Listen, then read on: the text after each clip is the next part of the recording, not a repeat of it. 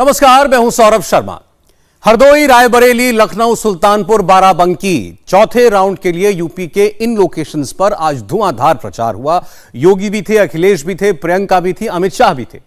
चुनाव प्रचार रुकने से पहले सारे दिग्गजों ने जबरदस्त जोर आजमाइश की। हर लोकेशन पर नेताओं का लाउडस्पीकर फुल वॉल्यूम पर बजा। 325 वाले फॉर्मूले के तहत योगी और अमित शाह हाई पिच पर बोलते दिखे। अखिलेश और प्रियंका ने भी अपने अपने दांव खेले। हरदोई में योगी, अखिलेश, प्रियंका तीनों टकराए, एक दूसरे पर जमकर सियासी आरोप लगाए। हरदोई में ऐसा क्या हुआ है जो मोदी के बाद योगी भी पहुंचे, प्रियंका भी पहुंची और अखिलेश भी आ गए? राउंड 4 से पहले मोदी ने ऐसी कौन सी स्ट्रैटेजी बनाई है जिसे जीत की श्योर शॉट गारंटी कहा जा रहा है? मोदी योगी के इस नए प्लान से विरोधी कैसे परेशान हैं, इस पर देखिए एक खास रिपोर्ट। अगर पॉपुलैरिटी यूपी का चुनावी मीटर है तो न राहुल, न प्रियंका, न अखिलेश, न ओवैसी, सिर्फ और सिर्फ प्रधानमंत्री Modi out and out clear winner है। हरदोई में मोदी को देखने वालों की सुनामी इसका बम्पर ट्रेलर है।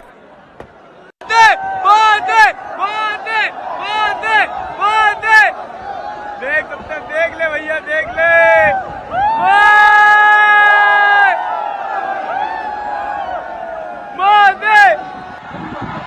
ये बात कंफर्म है, अगर मोदी यूपी के कोने कोने में एक्स फैक्टर है तो योगी ही 22 में 325 सीट वाला डिसाइडिंग फैक्टर है। लहर नहीं, ललकार होगी, फिर एक बार भाजपा की सरकार होगी। जय जय श्री राम। 3 राउंड खत्म हो चुके हैं, 4 राउंड बाकी हैं, मगर आज अभी इस वक्त भगवा में यूपी ही all over India top trending है। यूपी की लड़ाई लखनऊ से आगे की ओर जा रही है, इसलिए सारे सियासी खिलाड़ियों ने पूरी ताकत लगा दी। एक ही इलाके में अलग अलग पार्टियों के पावर हाउस राउंड लगा रहे हैं। हरदोई में कल मोदी थे तो आज योगी भी, अखिलेश भी, प्रियंका भी। बाबा ने अटैक किया तो बबुआ ने काउंटर अटैक किया। रही बात दीदी की तो प्रियंका ने भी सॉलिड पॉलिटिकल स्टंट किया। भाइयों बहनों, हमारा बुलडोजर सड़क ही नहीं बनाता है, उनके चित्र वाले मित्र की छाती पे भी चढ़ करके रगड़ने का काम भी करता है। इस बार जनता ने भारतीय जनता पार्टी की खटिया खड़ी कर दी है, इसीलिए इनके बयान घटिया आ रहे हैं। जनता ने इनकी खड़ी कर दी है खटिया, इसीलिए इनके बयान आ रहे हैं घटिया। देखिए, जहां मैं जा रही हूं जनता बहुत परेशान है, समस्याएं बहुत बड़ी बड़ी हैं। ज्यादातर जो राजनीतिक दल हैं वो उन समस्याओं की चर्चा ही नहीं कर रहे हैं और इधर उधर की बातें कर रहे हैं। तो मेरे ख्याल से जनता समझ रही है कि उनके जज्बातों का इस्तेमाल किया जा रहा है। हरदोई और लखनऊ ही नहीं, शोर तो गांधी परिवार के इलाके में भी था। योगी ने जैसे ही रायबरेली में मोर्चा संभाला, उसी वक्त कांग्रेस अध्यक्ष सोनिया गांधी ने यूपी चुनाव में पहली वर्चुअल एंट्री मारी और मौका मिलते ही मोदी योगी दोनों को घेरा। हम आपके क्षेत्र के लिए कई विकास योजनाएं लेकर आए थे, लेकिन मोदी योगी सरकार ने उन सभी पर रोक लगा दी। रायबरेली के साथ सौतेला व्यवहार किया गया है। चुनाव का कारवां पश्चिम उत्तर प्रदेश से मध्य यूपी पार करता हुआ अवध और पूर्वांचल में दाखिल होने जा रहा है। ऐसे में पार्टियां भी अब चुनाव के शुरुआती चरणों के मतदान के आधार पर अपनी रणनीति में बदलाव और सुधार करने में जुट गई। राउंड 4 की डेट 23 फरवरी की है। 9 जिलों की 59 सीटों पर सबकी नजर है। बबुआ का अपना दावा है, शुरुआती 3 और बाकी बचे 4 राउंड्स के लिए अपना अनुमान है। तो क्या अखिलेश को अभी से जीत का इतना गुमान है? गर्मी निकालने की बात कर रहे थे। जैसे ही पहले चरण की जनता ने वोट डाला, भारतीय जनता पार्टी के नेता कार्यकर्ता ठंडे पड़ गए और जिस समय दूसरे चरण में जनता ने वोट डाला, भारतीय जनता पार्टी के नेता सुन्न पड़ गए थे। जिस समय हरदोई के लोग वोट डालेंगे, हरदोई में भारतीय जनता पार्टी शून्य हो जाएगी। याद करिए, पहलवान कौन खिसियाता है? जो हारने लगता वही खिसियाता है। आप बाबा जी की शक्ल देखिए, बताओ उनकी शक्ल पे 12 बज गए कि नहीं बज गए? उन्हें अपने घर भेज दिया कि नहीं भेज दिया? और सुनने में आया है कि 11 तारीख की हवाई जहाज की टिकट भी खरीद ली है उन्होंने। जो जाने वाला है उसे और धक्का मार दोगे कि नहीं मारोगे? विरोधी कुछ भी कहे, मोदी और योगी एक स्टेप आगे ही है। 325 प्लस के लिए बीजेपी ने एकदम नया प्लान एक्टिव कर दिया है। बाकी बचे राउंड्स के लिए बीजेपी ने एग्रेसिव अप्रोच वाली रणनीति बनाई है। बीजेपी का जोर पूर्वांचल और अवध की सीटों पर ज्यादा से ज्यादा भगवा फहराने का है। इस नए प्लान की निगरानी खुद पार्टी की टॉप लीडरशिप के लेवल पर की जाएगी। पूरी डिटेल आगे देंगे, मगर पहले पॉइंटर समझिए। प्रधानमंत्री की अवध से लेकर पूर्वांचल तक ताबड़तोड़ रैलियों का प्लान है। घर घर दस्तक का बीजेपी ने नया माइक्रो लेवल प्लान बनाया है। मुद्दों में विपक्ष पर पहले से ज्यादा आक्रामक हमले की रणनीति बनी है। इसका एक हिंट अमित शाह ने पीलीभीत से ही दे दिया। 3 चरण के चुनाव समाप्त हो गए। पीलीभीत वालों, 3 चरण का परिणाम जानना है क्या? जानना है? बता दो। मैं सब जगह घूम के चौथे चरण में आया हूं, बता दो। पक्का? ये तीनों चरण में सपा और बसपा दोनों का सुपड़ा साफ होने वाला है।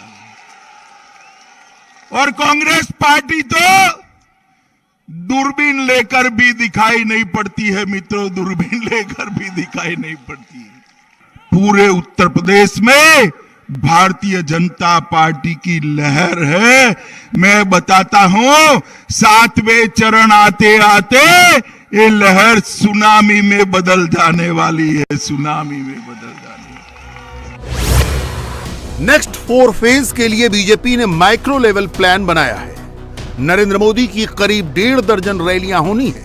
इनमें मतदान वाले दिन भी पड़ोस के जिलों में रैलियां होंगी। मसलन 23 फरवरी को लखनऊ में चुनाव है और पीएम मोदी बाराबंकी में रैली करेंगे। बाकी बचे 4 चरणों में प्रधानमंत्री मोदी अवध और पूर्वांचल रीजन पर फोकस करेंगे। आखिरी चरणों में पीएम मोदी के वाराणसी में 3 दिन तक डेरा डालने की भी तैयारी है। योगी आदित्यनाथ समेत पार्टी के प्रमुख नेता विधानसभा स्तर पर सभाएं करेंगे। वहीं बाकी नेता भाजपा के मंडलों के हिसाब से मोहल्ले मोहल्ले प्रचार में जुटेंगे। सबसे ज्यादा जोर घर घर संपर्क पर रहेगा। हर विधानसभा में कम से कम 3 से 4 नेताओं की सभा का कार्यक्रम फिक्स हो चुका है। 2 राष्ट्रीय स्तर के और 2 प्रदेश स्तर के नेताओं के दौरे भी लगाए जाएंगे। हर क्षेत्र में जातीय समीकरण के हिसाब से दिग्गजों की तैनाती की जाएगी। अलग अलग रीजन में अलग अलग मुद्दे हावी रहेंगे। सपा और कांग्रेस को घेरने के लिए ही ये स्ट्रेटजी बनाई गई है। अवध में राम मंदिर निर्माण, सांस्कृतिक राष्ट्रवाद, वाराणसी में काशी विश्वनाथ धाम कॉरिडोर को जनता के बीच ले जाया जाएगा। यानी धर्म वाला कार्ड अगले 4 चरणों में मेन फोकस होगा।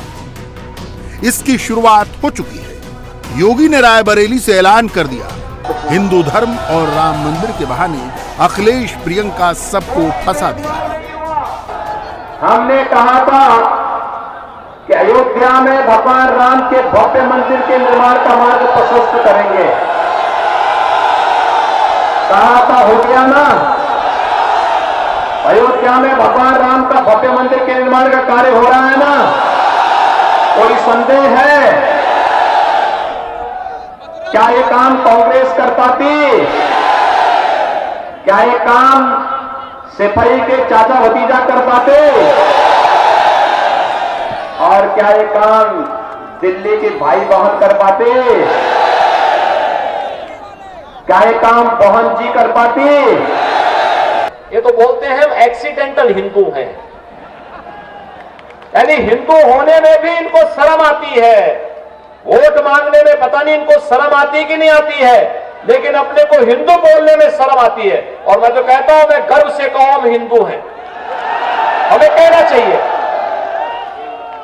लेकिन ये लोग शर्म लगती है।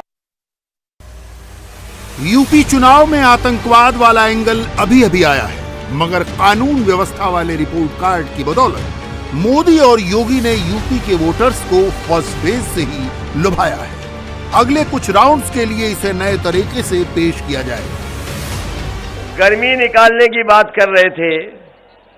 जैसे ही पहले चरण की जनता ने वोट डाला, भारतीय जनता पार्टी के नेता कार्यकर्ता ठंडे पड़ गए, और जिस समय दूसरे चरण में जनता ने वोट डाला, भारतीय जनता पार्टी के नेता सुन्न पड़ गए थे। जिस समय हरदोई के लोग वोट डालेंगे, हरदोई में भारतीय जनता पार्टी शून्य हो जाएगी। अखिलेश को घेरने की बिल्कुल नई स्क्रिप्ट रेडी हुई है। आतंकवाद वाला मुद्दा तो होगा ही, माफियाओं पर चले बुलडोजर पर सबसे ज्यादा जोर रहेगा। कांग्रेस हो, समाजवादी पार्टी हो, या तुष्टीकरण की राजनीति करने वाले अन्य कोई पार्टियां हो, जब वह मुस्लिम वोटों के लालच में आतंकवादी घटनाओं को, आतंकवादियों को समर्थन देते हैं, उनके मुकदमे वापस लेते हैं, उनको अपने पार्टियों से जोड़ने का काम करते हैं, तब यह देश बर्दाश्त नहीं कर सकता। भाजपा तो कतई बर्दाश्त नहीं करेगी। भाजपा इसका विरोध करेगी, चाहे वो सपा या कांग्रेस कोई भी। हिंदू और मुसलमान के रूप में कोई चश्मा लगा करके देखता है तो मुझे लगता है वो गलत है। मैं भी यह नारा लगाता हूँ कि 100% वोटों में 60% वोट हमारा है, 40% वोटों में बंटवारा है, बंटवारे वाले वोटों में भी हमारा है। अब बंटवारे वाले वोट में 20%, 30% और जो अगर बढ़ गया भाजपा के खाते में तो 80% भी हो सकता है, 90% भी हो सकता है, बहुत जगह 100% भी हो जाएगा। अगर हम सबका साथ सबका विकास करते हैं, हमारे गरीब गरीब एक समान, बेटी बेटी एक समान, किसान किसान एक समान, हिंदू या मुसलमान, तो हमें सबका आशीर्वाद, सबका समर्थन मिल रहा है। और आशीर्वाद मुंह से बोल करके ही देते हैं तभी नहीं मिलता है, दिल से भी आशीर्वाद मिलता है। और मेरे मोदी जी को दिल से आशीर्वाद देश का मिला है, प्रदेश का मिला है। इसलिए मोदी जी देश में और उनके आशीर्वाद से हम प्रदेश में। मऊ से लेकर गाजीपुर और बनारस तक माफिया मुख्तार अंसारी पर एक्शन। प्रयागराज और आसपास के जिलों में अतीक अहमद पर की गई कार्रवाई को हथियार बनाया जाएगा और आक्रामक तरीके से सपा की उम्मीदों को डेंट लगाया जाएगा। मैंने एक चश्मा देखा है, पहना है ना ऐनक, पहना है या नहीं पहना है? मुझे इससे आप एकदम साफ तरीके से आर पार दिखाई देते हो। अखिलेश बाबू भी एक ऐनक पहनते हैं, वो ऐनक में से इनको एक ग्लास से एक जाति दिखाई पड़ती है और दूसरे ग्लास से एक धर्म दिखाई पड़ता है और कुछ दिखाई नहीं पड़ता है। तीसरा कोई दिखाई नहीं। आप लोगों का तो नंबर ही नहीं लगना है। लगना है क्या बताओ? लगना है क्या? लगना है क्या? केवल और केवल नरेंद्र मोदी की सबका साथ सबका विकास की राजनीति ही उत्तर प्रदेश का भला कर सकती है। सपा वाले तो आए तो फिर से गुंडाई, ये बाहुबली आएंगे, माफिया आएंगे, गरीबों की जमीन छीनेंगे। आज मैं कह सकता हूं 5 साल में हमारे मुख्यमंत्री योगी जी ने चुन चुन कर माफियाओं का सफाया करने का काम करा है। योगी जी ने सारे माफियाओं को उत्तर प्रदेश में समाप्त कर दिया है मित्रों, समाप्त कर दिया। अखिलेश बाबू मुझे पूछ रहे थे क्या फर्क पड़ा है कानून और व्यवस्था में। अरे अखिलेश बाबू, जो काला चश्मा पहनते हैं ना, उसको सब काला ही काला दिखाई पड़ता है। क्या फर्क पड़ा है वो देखना है तो चश्मा बदल दो, ऐनक बदल दो अखिलेश बाबू। धर्म और कानून व्यवस्था के अलावा जातिगत समीकरण भी बाकी बचे राउंड्स में अहम फैक्टर है। उसके लिए भी रणनीति बन गई है। राजभर वोट बैंक को साधने की नई स्ट्रेटजी बनी है। पूर्वांचल में भाजपा के बागियों के कारण जिन सीटों पर समीकरण बिगड़ा है, उन सीटों के लिए खास योजना तैयार की गई। यानी बीजेपी का फोकस सिर्फ चौथा चरण नहीं है, 7वें चरण तक का प्लान हाई स्पीड में एक्टिव हो चुका है और सियासी स्पीच हर बीतते मिनट के साथ पहले से ज्यादा आक्रामक होती जा रही है। क्या उम्मीद आप इनसे करते हैं? दिल्ली के भाई बहन कोरोना कालखंड में हालचाल देने के लिए आए थे क्या? कभी आए थे? और ये सिपाही के चाचा भतीजा मोहन जी से तो पूछना ही क्या है, उनको फुर्सत ही नहीं तो कहां से हाल चाल लेंगे। केंद्र में मोदी जी और प्रदेश में जब दोनों एक साथ चलते हैं तो बुलेट ट्रेन की स्पीड से विकास बढ़ता है। आपको बुलेट ट्रेन चाहिए या पंचर वाली साइकिल? बुलेट ट्रेन पर विश्वास करते हैं ना? अखिलेश इसमें पॉलिटिकल माइलेज लेने की कोशिश करते हैं तो गोवंश को लेकर विपक्ष को जवाब देने के लिए पीएम नरेंद्र मोदी और सीएम योगी दोनों ही फ्रंट फुट पर आकर अटैक करते हैं। मगर आज तो इसमें अखिलेश के परिवार की ही एक सदस्य की एंट्री हुई। अपर्णा यादव आई और वो कह दिया जो अखिलेश सुनना नहीं चाहते।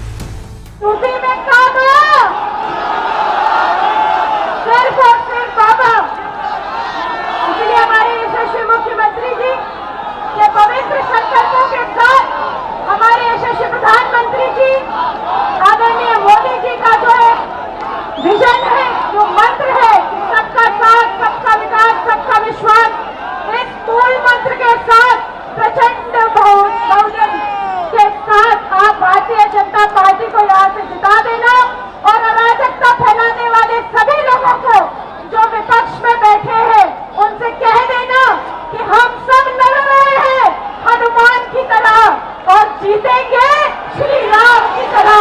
जय श्री राम। वैसे तो यूपी की पूरी फाइट योगी बनाम अखिलेश की है, मगर प्रियंका भी इसमें अपना साइड रोल प्ले कर रही है।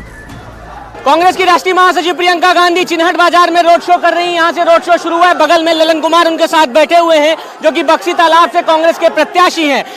प्रियंका गांधी से पहले लोकसभा चुनावों में 15 किलोमीटर का रोड शो किया था। काला टीका लगाकर राहुल गांधी के साथ वो बैठी थी और आज एक बार फिर से विधानसभा चुनाव में जब चौथे चरण का मतदान शुरू होने वाला है और प्रचार थमने वाला है तब प्रियंका गांधी प्रचार कर रही हैं। और ये 10.5 किलोमीटर का रोड शो है जो कि चिन्हट से शुरू हुआ है और बालामऊ तक के जाएगा। प्रियंका गांधी यहाँ से ललन कुमार के साथ बैठी हुई हैं, देखिए, और तमाम लोगों का अभिवादन स्वीकार करते हुए यहाँ पर जा रही है। कुछ देर पहले इंडिया टीवी से बातचीत करते हुए उन्होंने योगी सरकार से सवाल जरूर उठाए हैं, लेकिन सबसे बड़ी बात यह है कि उत्तर प्रदेश में प्रियंका गांधी अलग अलग जगह दौरे कर रही है। भीड़ बहुत है और प्रियंका गांधी इस गाड़ी में छत पर सवार है, लोगों का अभिवादन स्वीकार करते हुए। साथ में ही ललन कुमार कांग्रेस के प्रत्याशी, लोकसभा चुनावों के वक्त एक बड़ी रोड शो था, बड़ा एक रैली थी, आज एक बार फिर से वो रोड शो कर रही हैं और लोगों के बीच ये सवाल करने की कोशिश कि महिला सुरक्षा के मुद्दे पर सरकार सवाल उठा रही हो, लेकिन हकीकत में उस मुद्दे पर कोई बातचीत करने के लिए तैयार नहीं है। प्रियंका की रैलियों में, चुनावी सभाओं में भीड़ तो जुट रही है, कैमरे पर तो सब दिख रहा है, देखने में अच्छा भी लग रहा है, सियासी बातें भी मजेदार हो रही हैं।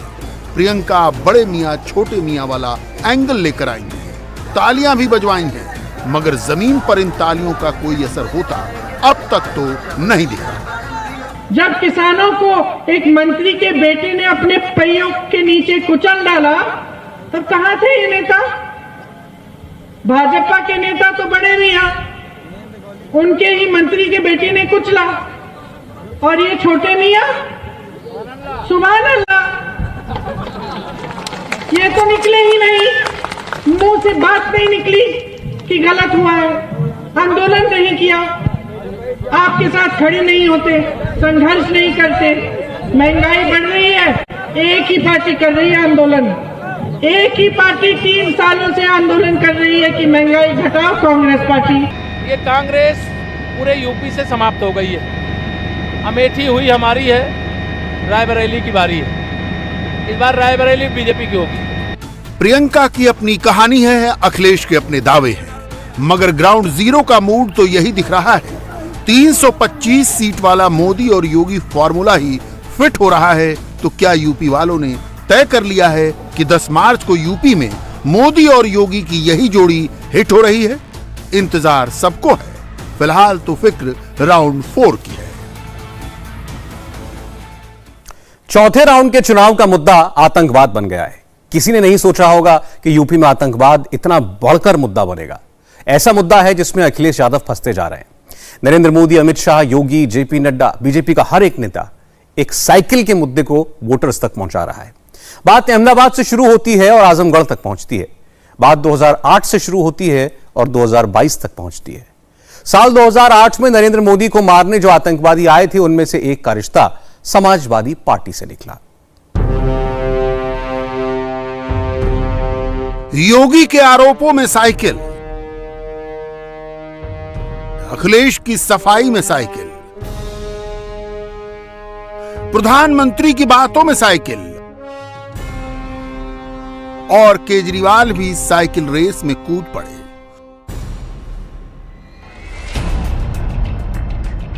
यूपी चुनाव में साइकिल सबसे हॉट टॉपिक बन गया है और योगी एक मुद्दा उठाकर साइकिल को पंक्चर करने वाले हैं।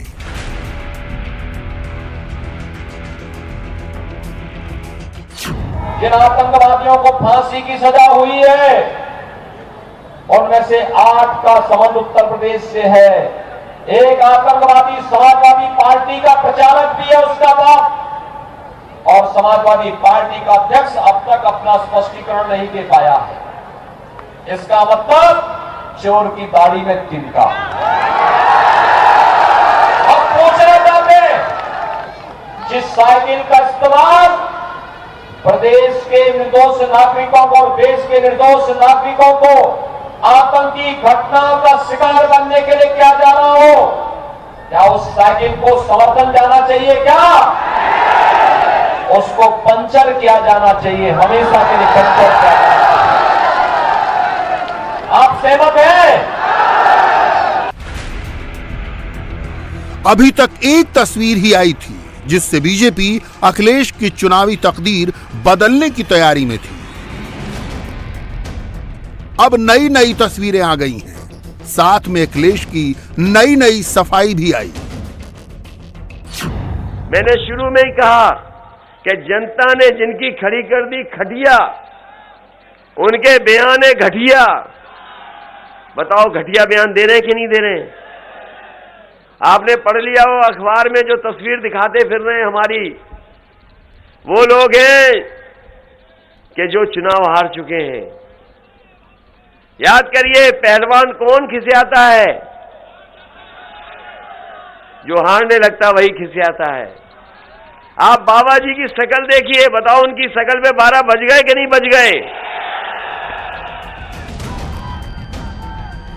अखिलेश अपनी राजनीति बचाने के लिए तुकबंदियों पर तुकबंदियां जोड़े जा रहे हैं और योगी अखिलेश को राजनीति का सबसे महत्वपूर्ण पाठ पढ़ा रहे हैं। मैं पूछना चाहता हूं उनसे कि क्या राजनीति इतनी बड़ी हो गई है कि हम अपनी जनता जनार्दन की सुरक्षा के साथ और प्रदेश और देश की सुरक्षा के साथ खिलवाड़ करके राजनीति करें? लेकिन यह कुकृत्य समाजवादी पार्टी कर रही है और इसलिए भाइयों बहनों, समाजवादी पार्टी को दिया जाने वाला कोई भी समर्थन का मतलब आतंकवाद को और माफिया और अपराधियों को प्रश्रय देने जैसा है। अपने आने वाली पीढ़ी के भविष्य के साथ खिलवाड़ करने जैसा है। पेशेवर अपराधी और माफियाओं को प्रदेश के संसाधनों पर डकैती डलवाने के लिए सीधे सीधे उनके लिए कालीन बिछाने जैसा है। और मुझे लगता है कि कोई भी समझदार व्यक्ति ये भूल कभी नहीं करेगा। अखिलेश जितने डिफेंसिव हो रहे हैं, योगी का एग्रेशन उतना ही बढ़ता जा रहा है। अब्बाजान से लेकर नाक रगड़ने तक जिन शब्दों से अखिलेश को सबसे ज्यादा चोट पहुंचती है, उन्हीं का योगी ने सबसे ज्यादा इस्तेमाल किया। गुजरात के एक न्यायालय ने 38 आतंकवादियों को फांसी की सजा दी है और भाइयों बहनों, उनमें से 8 लोगों का संबंध उत्तर प्रदेश के आजमगढ़ से है। आजमगढ़ में एक आतंकवादी को फांसी की सजा जो पाया है, उसका अब्बा समाजवादी पार्टी का प्रचारक है आजमगढ़ में। मैं अब्बा जान तभी बोलता था क्योंकि मैं इनकी हरकतों को देखता था और मैंने इसीलिए पहली बार कहा था, पिछली बार भी वो समाजवादी पार्टी का वहां पर सक्रिय कार्यकर्ता की हैसियत से काम कर रहा है। समाजवादी पार्टी के मुखिया को इस पर अपना स्पष्टीकरण देना चाहिए और जनता जनार्दन से माफी मांगनी चाहिए, नाक रगड़ करके माफी मांगनी चाहिए कि उन्होंने प्रदेश की सुरक्षा के साथ और देश की सुरक्षा का खिलवाड़ किया है। एक बात तो साफ है, अखिलेश जितनी सफाई दे दें, लेकिन वो इस बात को नकार नहीं सकते कि उनकी सरकार ने आतंकियों के मुकदमे वापस लिए थे। इस बात के दस्तावेजी सबूत भी हैं और ऑन रिकॉर्ड मौजूद भी। साल 2006 वाराणसी बम ब्लास्ट, आरोपी शमीम अहमद उर्फ सरफराज। 2013 में समाजवादी सरकार ने केस वापस लिया, कोर्ट ने इनकार किया, फिलहाल मामला कोर्ट में लंबित है। साल 2007 गोरखपुर धमाका, आरोपी तारिक काजमी। 2013 में समाजवादी सरकार ने केस वापस लिया, कोर्ट का इनकार, आरोपियों को 20 साल की सजा। साल 2009 कानपुर ब्लास्ट केस, आरोपी इम्तियाज। 2013 में समाजवादी सरकार ने केस वापस लिया, कोर्ट का इनकार, इम्तियाज को 23 साल की सजा सुनाई गई। ऐसे ही कानपुर ब्लास्ट केस में एक और आरोपी सितारा बेगम का केस अखिलेश सरकार ने वापस लिया था। हालांकि कोर्ट ने आरोपी को 7 साल की सजा सुनाई। साल 2007 बाराबंकी केस, अखिलेश सरकार ने केस वापस लिया, कोर्ट ने यहां पर भी इनकार किया। तारिक काजमी और खालिद मुजाहिद को आजीवन जेल की सजा सुनाई गई। सोचिए अगर कोर्ट इन आतंकियों के केस वापसी से इनकार नहीं करता, अखिलेश सरकार को फटकार नहीं लगाता, तो ये आतंकी अब तक कितने निर्दोषों का खून बहा चुके होते, कहां कहां बम धमाके हो चुके होते। अखिलेश सरकार ने 14 आतंकियों के केस वापसी का फैसला किया और उनका यही फैसला यूपी चुनाव का बड़ा मुद्दा है। पहले ही चरण से हमारी प्रदेश की माताओं बहनों ने तो इस कसम खा ली है कि कुछ भी हो जाए, जिन साइकिलों पर बैठ करके जगह जगह विस्फोट होते हैं, बमबाजी होती थी, उन साइकिलों को तो पंचर ही करके रहेंगे, उनको नहीं आएगा। ये तो पहले से ही माता बहनों ने तय कर लिया है। साइकिल पर तकरार यूपी में जबरदस्त चल रही है। योगी और अखिलेश के बीच जबानी जंग जारी है। वहीं यूपी में जमीन तलाशते केजरीवाल ने भी लखनऊ में एंट्री साइकिल से ही की है। मैंने सुना प्रधानमंत्री जी आके बोले देश में जो साइकिल चलाता है सारे आतंकवादी हैं। मैं जितने साइकिल चलाने वाले हैं भाई साहब, ये गरीबों के ऊपर चोट है। गरीबों को, सारे गरीबों को प्रधानमंत्री जी आतंकवादी बोल रहे हैं। जितने साइकिल चलाते हैं सारे साइकिल चलाने वाले जब बटन दबाने जाओ तो बता देना बीजेपी वाले आतंकवादी हैं कि साइकिल चलाने वाले आतंकवादी हैं। केजरीवाल ने लखनऊ आते ही यूपी के हॉट टॉपिक को चुना, लेकिन प्रियंका गांधी के लिए आतंकवाद कोई मुद्दा नहीं है। ये जो तमाम छोटे दुकानदार आपको दिख रहे हैं, ये छोटे जो व्यापारी हैं, इनकी कमर क्यों तोड़ी है आपने अपनी पॉलिसी से? इनका जवाब दीजिए ना। ये फिजूल की बातें, आतंकवादी ये वो, क्या फिजूल की बातें हैं?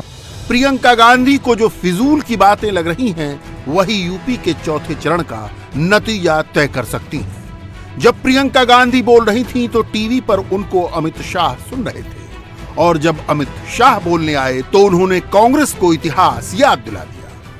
अभी अभी बहन प्रियंका का मैं इंटरव्यू देखकर आया, उनको पूछा कि टेररिज्म के लिए आपका क्या मानना है। इन्होंने कहा कि ऐसी फिजूल बातों के लिए हमारे पास वक्त नहीं है। माताओं, भाइयों, बहनों, आप एक बात का निर्णय कर लो। एक और कांग्रेस की नेत्री प्रियंका गांधी कहती है टेररिज्म फिजूल बात है, इस पर रोक लगाना फिजूल बात है। दूसरी ओर उनके नेता सलमान खुर्शीद कहते थे अहमदाबाद के बम धमाकों में सिमी के लोग जो पकड़े गए वो बेगुनाह है, उनको छोड़ देना चाहिए। उनकी पैरवी भी करी। साइकिल पर राजनीति हो रही है, तंज कसे जा रहे हैं। आरोप प्रत्यारोप का दौर जारी है, लेकिन ये सच है कि साल 2008 अहमदाबाद ब्लास्ट में आतंकियों ने साइकिल पर भी बॉम्ब रखा था। 56 लोगों की जान गई थी, 250 लोग घायल हुए थे। आतंकियों के निशाने पर गुजरात के तत्कालीन मुख्यमंत्री नरेंद्र मोदी थे। वक्त बदला, मोदी आज देश के प्रधानमंत्री हैं, लेकिन आज भी नरेंद्र मोदी पर खतरा है, क्योंकि आतंकियों के खिलाफ मोदी सरकार सबसे निर्णायक जंग लड़ रही है। और जब योगी यही सवाल अखिलेश से पूछते हैं, बताओ क्यों आतंकियों की पैरवी की थी, तो अखिलेश को जवाब देते नहीं बनता। 2017 के पहले जब 2012 में समाजवादी पार्टी की सरकार आई थी, उसने 2013 में पहला काम क्या किया था? आतंकवादियों के मुकदमों को वापस लेने का। 1.5 दर्जन आतंकवादियों के मुकदमों को उन्होंने वापस लिया था।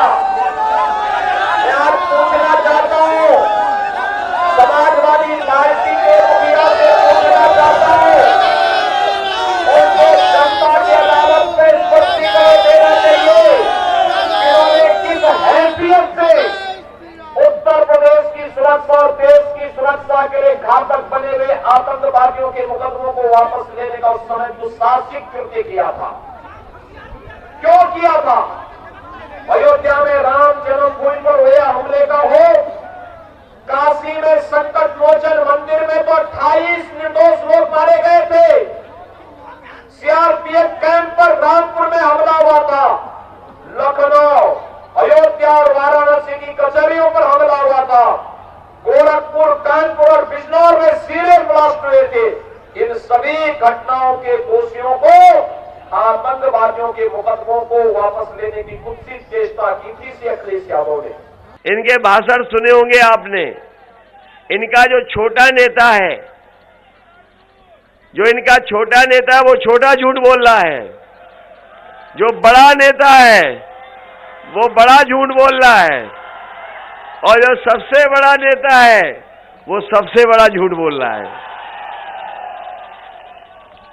ये बात आपको समझ में आ गई कि नहीं आ गई? इनके जो छोटे नेता घूम रहे हैं वो छोटा झूठ बोल रहे हैं, जो बड़े नेता हैं वो बड़ा झूठ बोल रहे हैं, और जो सबसे बड़े हैं वो सबसे बड़ा झूठ बोल रहे हैं। साल 2012 से 2017 तक अखिलेश यादव यूपी के मुख्यमंत्री रहे। इस दौरान उनकी सरकार ने आतंकवादियों के केस वापस लिए। उत्तर प्रदेश में दंगे हुए, अपराध का ग्राफ हाई था। अखिलेश और योगी का फर्क समझना है तो योगी के 5 साल का रिपोर्ट कार्ड देखना होगा। पिछले 5 साल में यूपी में एक भी दंगा नहीं हुआ। इस दौरान पुलिस के साथ मुठभेड़ में 155 वांटेड अपराधी मारे गए और 3638 घायल हुए। एंटी भूमाफिया टास्क फोर्स के जरिए 66,000 हेक्टेयर भूमि को भूमाफिया से मुक्त कराया गया। पेशेवर अपराधियों और माफिया तत्वों की 2046 करोड़ रुपए की अवैध संपत्ति जब्त की गई। योगी सरकार के दौरान डकैती के मामलों में लगभग 58% की कमी आई। लूट के मामले में 64%, हत्या के मामले में 23%, फिरौती के लिए अपहरण के मामलों में 53% और बलात्कार केस में 43% की कमी दर्ज की गई। 5 साल के इम्तिहान में योगी फर्स्ट क्लास पास हुए हैं और अब अगली परीक्षा के लिए तैयार भी हैं। आप देख रहे होंगे ना, पश्चिम में बड़े बड़े माफिया थे, अरे जीना हराम कर दिए थे 2017 के पहले। आज वे अपने गले में पट्टी लटका करके चलते हैं।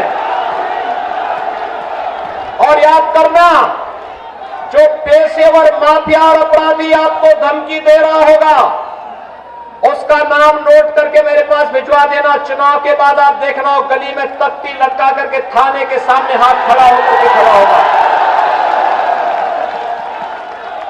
और इसीलिए आया हूं आपसे कहने के लिए कि इस कार्य के लिए सोच ईमानदार तो काम दमदार, और दमदार काम तब होता है जब मजबूत सरकार होती है। योगी डंके की चोट पर अपने काम पर वोट मांग रहे हैं। अखिलेश सरकार में क्या होता था और योगी सरकार में क्या क्या हुआ, इसका फर्क समझा रहे हैं, जिसका खासा असर चौथे चरण की 59 सीटों पर देखा जाएगा। यूपी में चुनाव प्रचार की गहमागहमी के बीच आज एक बेहद ही परेशान करने वाली खबर आई। आजमगढ़ में आज जहरीली शराब पीने से 4 लोगों की मौत हो गई, जबकि 10 से ज्यादा लोग गंभीर रूप से बीमार हैं। आजमगढ़ में आखिरी राउंड में 7 मार्च को चुनाव है। अखिलेश यादव आजमगढ़ से सांसद हैं। गांव वालों का आरोप है कि देसी शराब के ठेके से शराब पीने के बाद चारों की तबीयत खराब हुई और बाद में मौत हो गई। गांव वालों का कहना है कि देसी शराब का यह ठेका पूर्व सांसद और इस चुनाव में सपा प्रत्याशी रमाकांत यादव की निगरानी में उनके रिश्तेदार चलाते हैं, जिसकी वजह से पुलिस कोई एक्शन नहीं लेती है। फिलहाल मामला अब तूल पकड़ता जा रहा है। इंडिया टीवी हर वक्त हर जगह डाउनलोड करने के लिए सर्च करें India TV news Google play store या ऐप स्टोर पर।